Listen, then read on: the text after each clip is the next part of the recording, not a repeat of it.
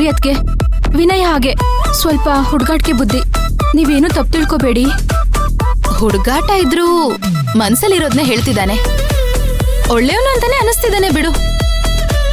ಆಯ್ತು ಅದ್ಕೆ. ಅದ್ಕೆ ಅಣ್ಣಂಗೆ ಏನು ಹೇಳ್ಬೇಡಿ. ಅರೆ, ನಾನಿಲ್ ಬಂದ್ ಮಾತಾಡದ್ಮೇಲೆ ಹೋಗಿ ಹೇಳಿ ಪರವಾಗಿಲ್ಲ ಅಂತ ಹೇಳ್ದೆ. ಆದ್ರೆ ಇವಾಗ ಯಾಕೋ ಭಯ ಆಗ್ತಿದೆ. ಸರಿ ಬಿಡು, ನಾನೇನು ಹೇಳಲ್ಲ. ಆದ್ರೆ ನಾನ್ ಹೇಳಿದ್ದನ್ನ ಮರೆಯಲ್ಲ ಅಲ್ವಾ? ಇಲ್ಲ ಅದ್ಕೆ.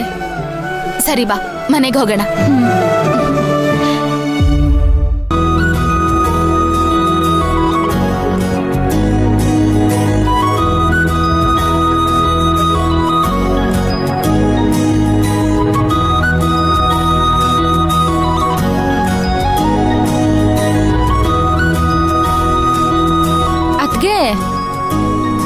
ಇದ್ ಸರಿಯಾಗಿದ್ಯಾ ನೋಡಿ.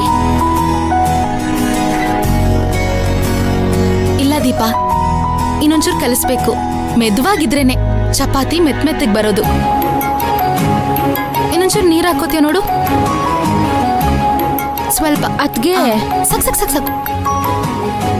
ಅದ್ಗೆ ಏನ್ ಗೊತ್ತಾ, ನನ್ಗಂತೂ ಮುಂಚೆ ಅಡ್ಗೆ ಮನೆಗ್ ಬರಕ್ಕೆ ಮನ್ಸಾಗ್ತಿರ್ಲಿಲ್ಲ. ನೀವು ನಮ್ಮ ಮನೆಗ್ ಬಂದ್ಮೇಲೆ ಏನೋ ಒಂಥರ ಇಂಟ್ರೆಸ್ಟ್. ಅದ್ಗೆ ಎಲ್ಲ ಅಡ್ಗೆನೂ ಮಾಡಕ್ ನೀವು ನನ್ಗೆ ಹೇಳ್ಕೊಡ್ಬೇಕು. ಅಷ್ಟೇ ತಾನೇ, ನೀನೇ ಮಾಡ್ತಾ ಮಾಡ್ತಾ ಕಲಿತ್ಯಾ ಬಿಡು. ಆತರ ಎಲ್ಲ ಇಲ್ಲ. ನನ್ಗೆ ಒಗ್ಗರಣೆ ಹಾಕೋದ್ರಿಂದ ಹಿಡ್ದು ಯಾವ್ಯಾವ ಅಡ್ಗೆಗೆ ಏನೇನ್ ಹಾಕ್ಬೇಕು ಮತ್ತೆ ರುಚಿಯಾಗಕ್ಕೆ ಏನ್ ಸೀಕ್ರೆಟ್ ಎಲ್ಲಾನು ನೀವೇ ಹೇಳ್ಕೊಡ್ಬೇಕು. ಸರಿ, ಹೇಳ್ಕೊಡ್ತೀನಿ. ನೋಡಿದ್ರ ಅತ್ತೆ, ಆ ದೀಪ ಎಷ್ಟು ಖುಷಿಯಾಗಿ ಆ ಮೈನಿಗೆ ಸಹಾಯ ಮಾಡ್ತಿದ್ದಾಳೆ ಅಂತ. ಇಷ್ಟು ದಿನ ಮನೆಯಲ್ಲಿದ್ರು ಒಂದ್ ಸ್ಪೂನ್ ಎಲ್ಲಿದೆ ಅಂತ ಗೊತ್ತಿಲ್ಲ. ಇವತ್ತು ಚಪಾತಿ ಹಿಟ್ ಕಲ್ಸೋ ಮಟ್ಟಕ್ಕೆ ಬಂದಿದ್ದಾಳೆ. ಹೌದು ಅತ್ತೆ, ಆದ್ರೆ ದೀಪ ಏನ್ ಅವಳಾಗವಳೆ ಸಹಾಯ ಮಾಡ್ತಾ ಇಲ್ಲ. ಆ ಮೈನಾನೇ ಅವಳು ತಲೆ ಕೆಡ್ಸಿರ್ತಾಳೆ, ಅದಕ್ಕೆ ಅವಳು ಸಹಾಯ ಮಾಡ್ತಿದ್ದಾಳೆ. ಹಾ ಅತ್ತೆ, ಬೆಳಗ್ಗೆ ಈ ದೀಪಾನು ಮೈನಾ ಮನೆಯಿಂದ ಹೊರಗಡೆ ಏನೋ ರಹಸ್ಯ ಮಾತಾಡ್ಕೋತಾ ಇದ್ರು. ನಾನೇ ಕಿವಿಯಾರೆ ಕೇಳಿಸ್ಕೊಂಡಿದೀನಿ. ಏನ್ ರಹಸ್ಯನಾ? ಶೋ ಅತ್ತೆ, ಮೆತ್ತಗ್ ಮಾತಾಡಿ, ಅವ್ರಿಬ್ರು ಕೇಳಿಸ್ಕೊಂಡ್ಬಿಡ್ತಾರೆ. ಸುಮ್ನೆ ಇರೋ ತುಳಸಿ, ಅಂತದೇನು ಇರಲ್ಲ. ಸುಮ್ನೆ ಏನೇನೋ ಹೇಳ್ತೀಯ. ಹೌದಾ? ನಿಮ್ಗೆ ಹೋಗ್ತಾ ಹೋಗ್ತಾ ಯಾವ್ದ್ ಸತ್ಯ ಯಾವ್ದ್ ಸುಳ್ಳು ಅಂತ ಗೊತ್ತಾಗತ್ತೆ. ಆವಾಗ ನಾನೇನು ಕೇಳ್ಬೇಡಿ.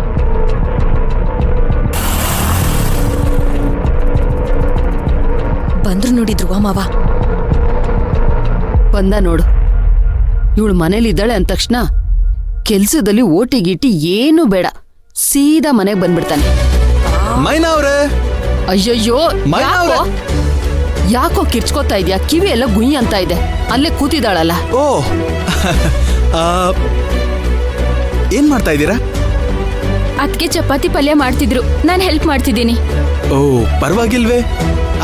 ಮೈನಾ ಅವ್ರೆ, ಎದ್ದೇಳಿ ನೀವು ಮೇಲೆ. ಯಾಕೆ? ನನ್ ಮಾತ್ ಕೇಳಿ, ಎದ್ದೇಳಿ ಮೇಲೆ. ತುಂಬಾ ಕೆಲ್ಸ ಇದೆ, ಇನ್ನು ಅಡ್ಗೆ ಆಗ್ಬೇಕು. ಮೈನಾ ಅವ್ರೆ, ಇದೆಲ್ಲ ಆಮೇಲೆ ಮಾಡ್ಕೊಂಡ್ರಾಯ್ತು, ಎದ್ದೇಳಿ ಮೇಲೆ. ಅಲ್ರಿ, ಅದ್ಗೆ ಅಣ್ಣ ಏನೋ ಸರ್ಪ್ರೈಸ್ ಕೊಡ್ಬೇಕೇನೋ, ಎದ್ದೇಳಿ. ನಿಮ್ಗೋಸ್ಕರ ಏನೋ ತಂದಿದ್ದೀನಿ, ಎದ್ದೇಳಿ ಮೇಲೆ. ಏನ್ರಿ? ಟಾನ್ ಟಾಡಾನ್. ಏನಿದು? ಇವತ್ತು ನಮಗ್ ಸಂಬಳ ಬರೋ ದಿನ ಅಂತ ಮರ್ತ ಹೋದ್ರ?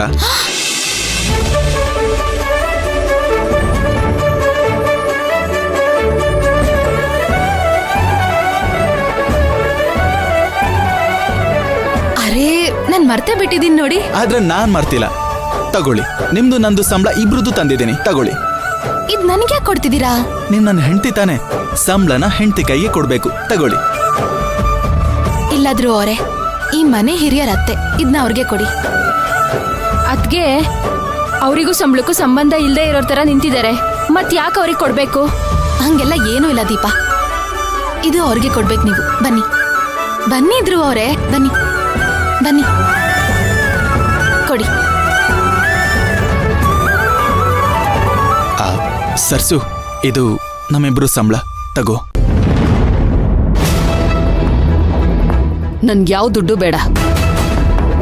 ಇಷ್ಟು ದಿನ ಸಂಬಳ ತಂದು ನನ್ ಕೈಲಿ ತಾನೇ ಕೊಡ್ತಾ ಇದ್ದಿದ್ದು.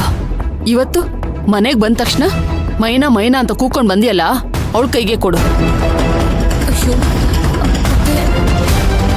ನೀವು ಬೇಜಾರು ಮಾಡ್ಕೋಬೇಡಿ ಅತ್ತೆ. ನನಗೆ ಗೊತ್ತು ನಿಮಗೆ ಎಷ್ಟು ಬೇಜಾರಾಗ್ತಿದೆ ಅಂತ. ಮಾವ ಯಾವಾಗ್ಲೂ ಇದೇ ರೀತಿ ಮಾಡ್ತಿದ್ದಾರೆ ನಿಮ್ಗೆ. ಏನ್ ಮಾವ ನೀವು ಯಾವಾಗ ನೋಡಿದ್ರು ಅತ್ತೆಗ್ ಬೇಜಾರ್ ಮಾಡ್ತಾನೆ ಇರ್ತೀರಲ್ಲ. ಛೇ, ಅಲ್ಲ ಈ ಮೈನಾ ಎಷ್ಟು ಮುಖ್ಯನೋ ಅತ್ತೆನೂ ಕೂಡ ಅಷ್ಟೇ ಮುಖ್ಯ ಅಲ್ವಾ? ತುಳಸಿ, ನೀನ್ ಸ್ವಲ್ಪ ಬಾಯಿ ಮುಚ್ಕೊಂಡು ನಿಂತ್ಕೋ. ಅಮ್ಮಂಗೇನ್ ಅಷ್ಟೊಂದೆಲ್ಲ ಬೇಜಾರಾಗಿಲ್ಲ. ದೀಪಾ, ಇವಳ ಹತ್ರ ಯಾಕೆ ಮಾತಾಡ್ತೀಯ? ಸುಮ್ಮನೆ ಟೈಮು ವೇಸ್ಟು, ಎನರ್ಜಿನೂ ವೇಸ್ಟು. ಸರ್ಸು, ಅದು ನಿನಗೆ ವಯಸ್ಸಾಗಿದೆ. ಇನ್ನು ಎಷ್ಟು ದಿನ ಅಂತ ನೀನು ಈ ಮನೆ ಜವಾಬ್ದಾರಿನೆಲ್ಲ ಒಬ್ಳೆ ನೋಡ್ಕೊಳ್ತೀಯ? ಅದಕ್ಕೆ ನೀನು ಆರಾಮಾಗಿರ್ಲಿ ಅಂತ ಆ ಎಲ್ಲ ಜವಾಬ್ದಾರಿನೂ ಮೈನಾ ಅವ್ರು ತಗೊಂಡ್ರೆ ಕರೆಕ್ಟ್ ಆಗಿರುತ್ತಲ್ವಾ? ಅದಕ್ಕೆ ಅವ್ರಿಗೆ ಸಂಬಳ ಕೊಡೋಕೆ ಹೋದೆ. ಈ ನಾಟಕ ಎಲ್ಲ ನನ್ನ ಹತ್ರ ಬೇಡ. ನಿನ್ ಸಂಬಳ ತಗೊಂಡು ಹೋಗಿ ಅವಳಿಗೆ ಕೊಡು.